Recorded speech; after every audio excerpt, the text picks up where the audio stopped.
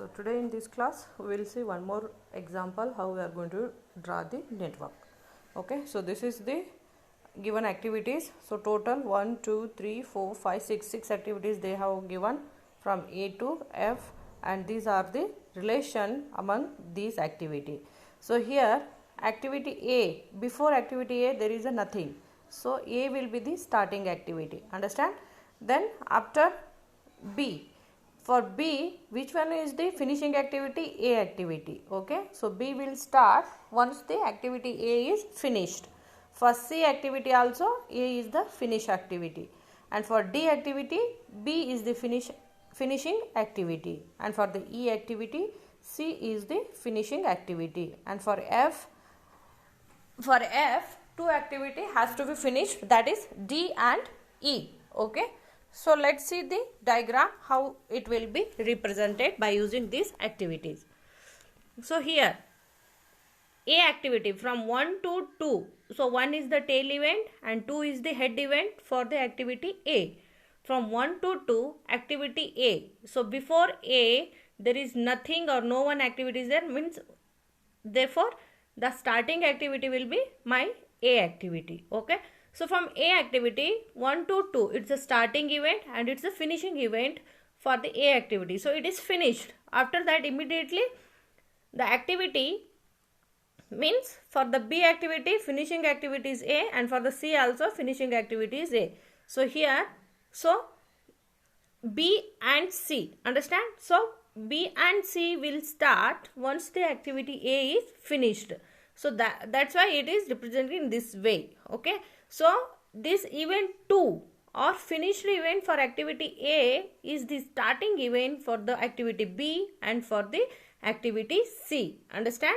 So this event 2 represents or play dual character, means it plays the two role here. It act as a finishing activity, means finishing event for the activity A and starting event for the activity B and C, understand?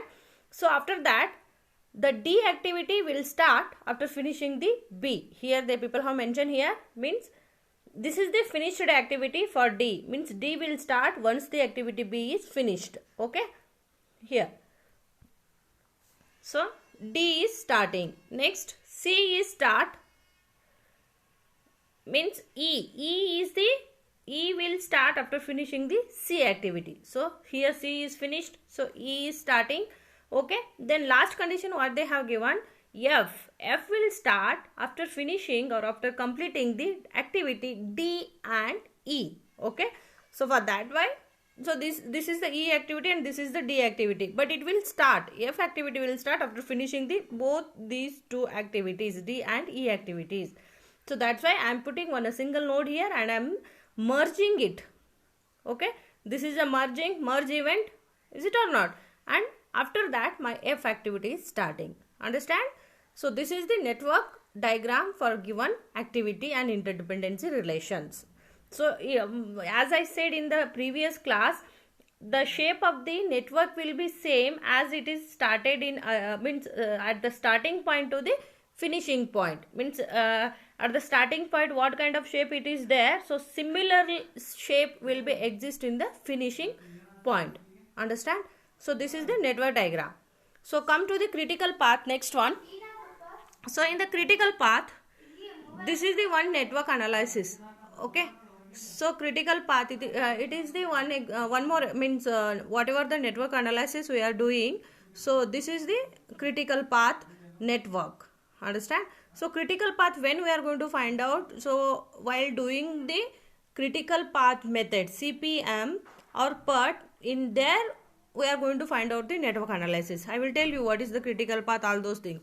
So those activities which contribute directly to the overall duration of the project constitute critical activities. The critical activities form a chain running through the network which is called a critical path. Means critical path is nothing but when we are going to find out the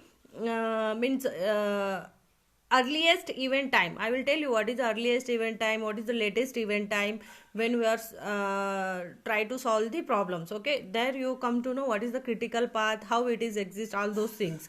So critical path is nothing but it is the longest path which required maximum attention to complete the particular activities. Okay, so such activities we are going to join a dotted line, double line. Okay, so that path we are going to represent as a critical path. Then critical event, the Slake Carbon event is the difference between the latest and earliest event time. The event with zero slake time are called as a critical path. Means in this diagram we are going to find out the means for a activity we have to assign the durations, for example 4, or for this one 3, 5, like that. So in for duration we are going to find out the slake event here. Okay, we have to find out in the forward direction one time and in the backward direction in the second time. So mine means it's a subtraction of forward direction numbers to the backward direction number. If that value comes the 0, so that 0 event means value where comes 0 at a particular event, that event we are going to consider as a critical event. I will tell you in the problems, that time you come to know. Don't worry about these things right now. You just focus on the what is the slake, all those things. Okay, so then critical activities, the difference between latest start time and earliest start time of an activity will indicate amount of time by which the activity can be delayed without affecting the total project duration. Okay, so critical activity is nothing but whatever the activity is existing with a 0 value at a particular event, so that will be our critical activity. And line joining those critical activity represent the critical path, and the event which fell in the 0 value, that is the critical event. Okay, so critical activity as it is telling, critical activity is nothing but it should not affect the total duration of the whole project. Okay, whatever the particular duration required for a single activity, so that activity if we delay it, so it should not be delay whole project, or it should not be affect the whole project. So such kind of critical activities we are going to call it as a critical activities. So activities with a 0 or total float are called as a critical activities. What is the float, how we are going to calculate, these all things you will come to know in the problem. Next, the critical path is the longest path in the network from the starting event to ending event and defines the minimum time required to complete the project. Okay, so it's the longest path, but it shows the minimum time required to complete the project. The critical path is denoted by darker or double lines. As I said, the critical path will be, you are going to represent by using the darker or double lines. Okay, then coming to the difference between PERT and CPM. PERT is nothing but it is a program evaluation review technique. Okay, and CPM, critical path method. Understand?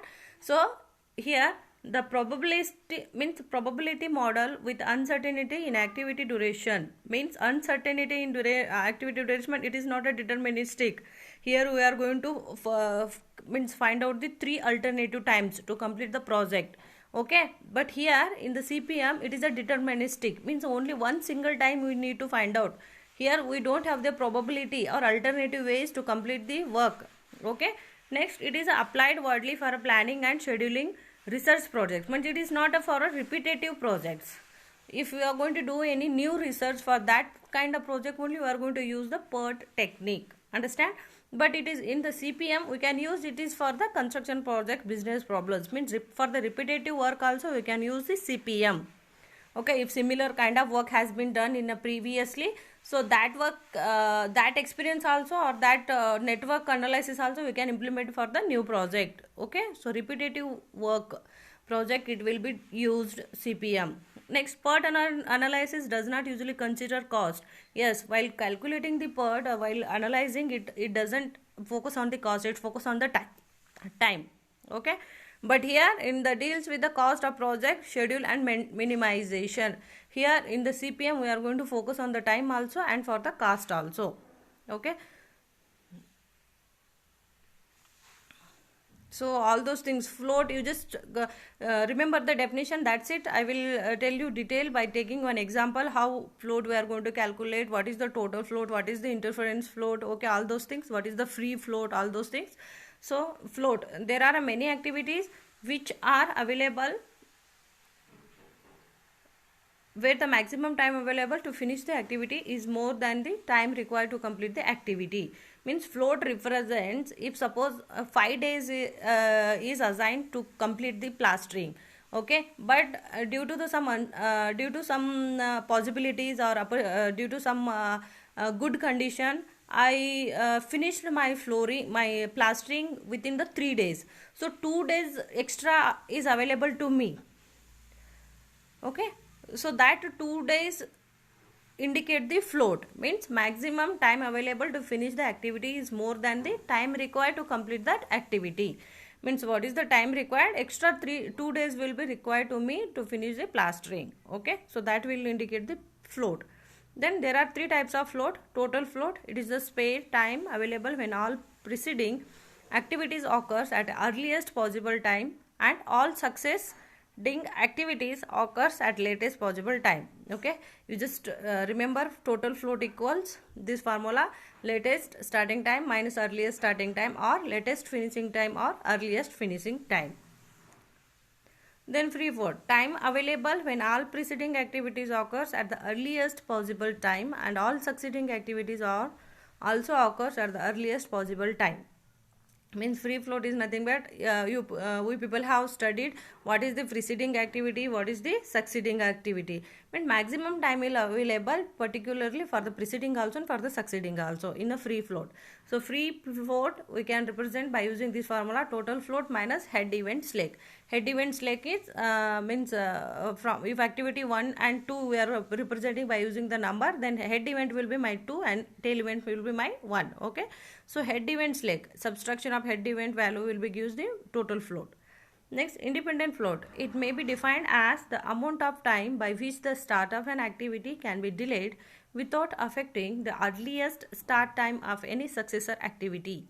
Okay, so we can delay any activity, but that should not be affect the successor activity. Okay, so here, so independent float is free float minus tail event slacks.